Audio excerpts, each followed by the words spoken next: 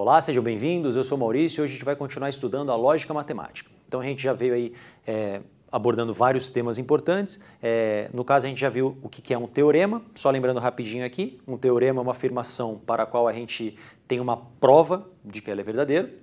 Depois a gente falou sobre alguns pontos importantes na hora de demonstrar esses teoremas e hoje a gente vai falar mais no detalhe, tá, sobre o que vem a ser uma prova na matemática, tá certo?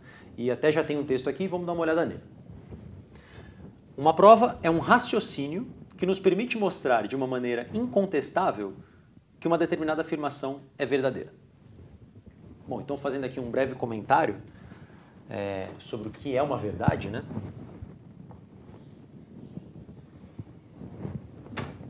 Por exemplo, quando eu estou pensando em física, geralmente as verdades são construídas através de experimentos.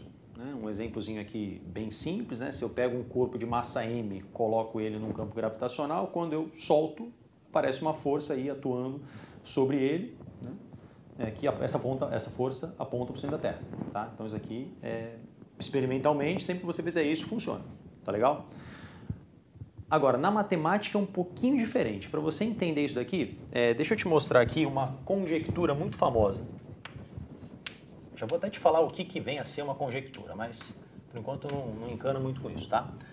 Conjectura de Goldbach. É a seguinte afirmação. Todo número par maior do que 2 pode ser escrito como a soma de dois primos. Vou até escrever isso aqui. Todo número par maior que 2 pode ser escrito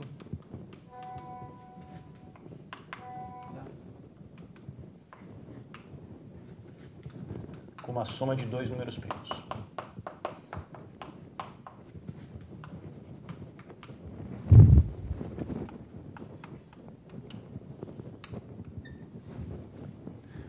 Bom, vamos fazer alguns testes aqui, alguns experimentos. Primeiro par maior que 2. 4. Bom, posso escrever esse 4 aqui de várias maneiras, né? 4 mais 0, 3 mais 1, mas eu posso escrever como 2 mais 2. E repara que aqui ele é a soma de dois primos. Inclusive o único par primo é o 2, né? Agora, próximo par, 6. O 6, das várias maneiras que eu posso escrever ele como 3 mais 3. Aí, soma de dois primos. Mais um experimento aqui. 8. 8 pode ser escrito como 3 mais 5. Soma de dois primos. Depois do 8 vem o 10. O 10 pode ser escrito como 5 mais 5, por exemplo. Ou 3 mais 7. 3 mais 7 são dois números primos. Né? 3 e 7 são primos. Então, duas maneiras diferentes. 12. 5 mais 7. 14. 7 mais 7. Ou então 11 mais 3. Depois você tenta aí 16, 18, 20, 22. Vai indo embora. Vai lá. Tenta chegar até o 100. Você vai ver que até o 100 funciona. Tá? E eu já te antecipo, se você tentar ir até o 1000, você também vai conseguir. E se você for mais corajoso ou corajosa, se você for até 1 milhão, você vai conseguir também. Tá? Inclusive tem alguns programinhas aí de computador que já calcularam os primeiros bilhões de pares. Tá? E funcionou para todos eles, sem exceção. Tá? A regra é que seja um número maior que 2, apenas isso. Tá? O 2 não tem como você escrever como uma soma de dois primos. Né? Agora, e aí? Então, está provado que para qualquer número par maior que 2, ele pode ser escrito como a soma de dois primos? Não foi provado. Tá? Mas se acredita bastante de que isso é verdadeiro. Tá? Isso é uma conjectura, galera. Conjectura é uma afirmação que ainda não foi provada, tá? Mas que se acredita que seja verdadeira. Tá? Inclusive, aí, né, se você tiver interesse em seguir essa área para tentar provar isso, tenho certeza que você vai ser uma pessoa muito famosa aí no futuro. Tá? Então lá, o que é uma prova para a gente? Para a gente entender o que é uma prova, vamos fazer um exemplo aí bem detalhado, tá? Bem rigoroso, das várias etapas envolvidas numa demonstração ou numa prova. Estou aqui com uma proposição que diz que a soma de dois números pares é par. Meu objetivo aqui não é te trazer informações novas sobre os números, tá? Isso é algo que a gente até já comentou nas aulas passadas. O nosso objetivo agora é verificar aí no detalhe quais são as etapas aí necessárias para eu provar alguma coisa, tá bom?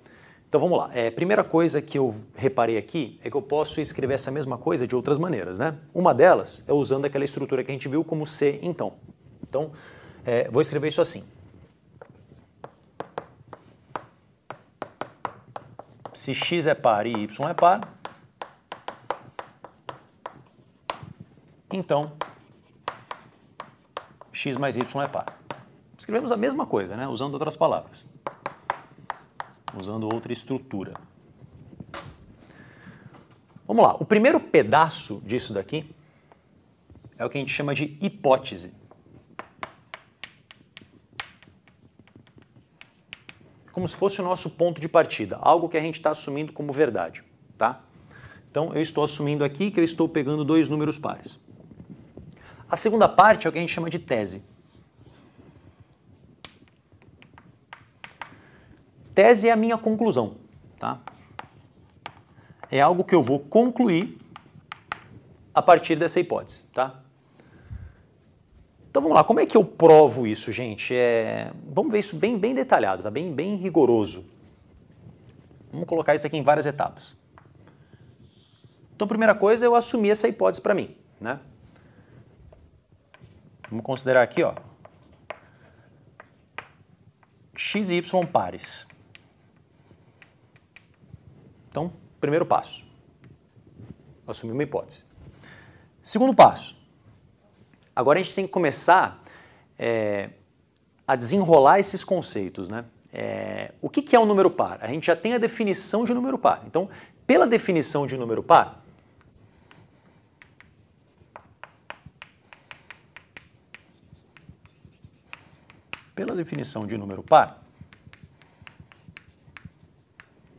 a gente pode dizer que x é divisível por 2.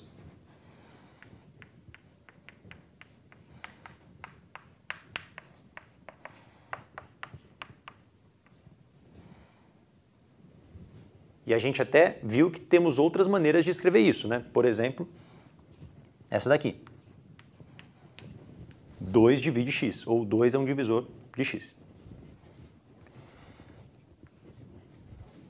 E aí, pela mesma definição de número par, o y também é divisível por 2. Só que repara como é que eu vou escrever aqui. Analogamente,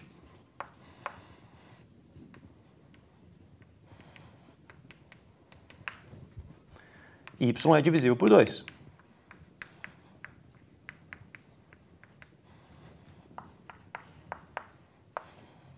Ou seja, 2 divide y.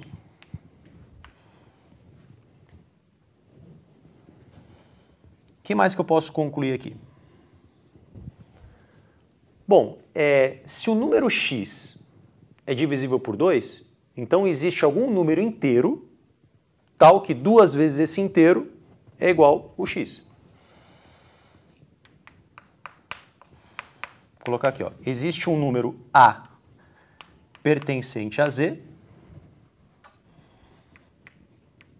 tal que o x é igual a 2 vezes A. E de maneira análoga,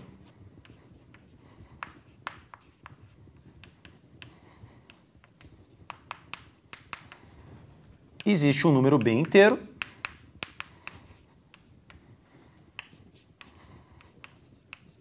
tal que o y é 2b. Ok?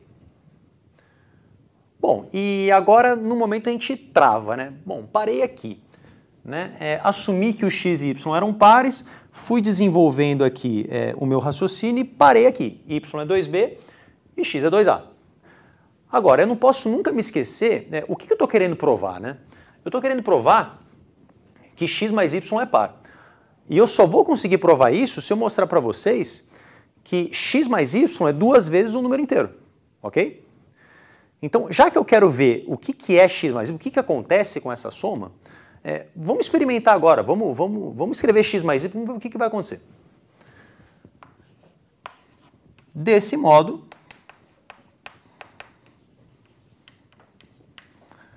o x mais y, eu vou poder escrever como 2a mais 2b. E isso daqui eu posso reescrever como 2 vezes a mais b. Ok? Mais um passo aqui. O que eu posso falar sobre a mais b? Bom, a é um número inteiro, b é um número inteiro, então a soma é um número inteiro. Então, como a mais b é um número inteiro,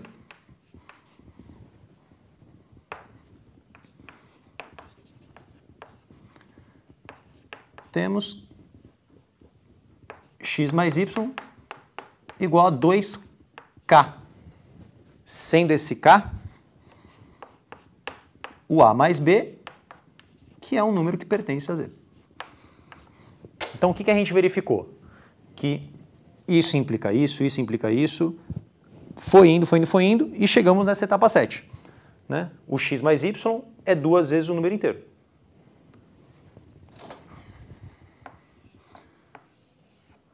Logo, 2 divide a mais b, ou seja, a mais b é par. Então, fomos bem rigorosos aqui, né? A gente acabou de provar, né? Agora a gente não tem mais dúvida de que se eu tomo 2 números pares, a soma é par. Tá? É claro que inicialmente poderia ter havido uma conjectura, eu poderia ter feito alguns testes rápidos, né? Poderia ter tomado alguns números pares, somado e ter conferido que realmente era par, né? Por exemplo, não sei, 10 mais 5, 10 mais 6, 16, sei lá, 100 mais 212, 312. Né? Você poderia listar um monte se você quisesse, mas isso não seria suficiente, em momento algum, para verificar que sempre daria certo. Tá bom?